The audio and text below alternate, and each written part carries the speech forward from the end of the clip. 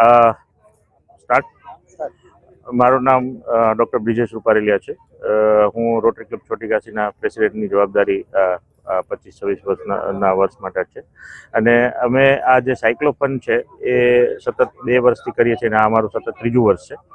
અને આમાં આ વખતે આશરે 1350થી વધારે પાર્ટિસિપેન્ટે ભાગ લીધો છે.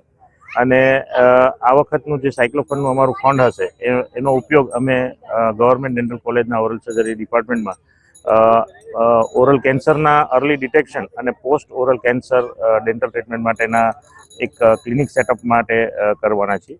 એટલે જે કંઈ અમારું ફંડ આ સાયક્લોફનનું ઊભું થશે એ બધું અમે એ કોઝ માટે અમે વાપરવાના છીએ.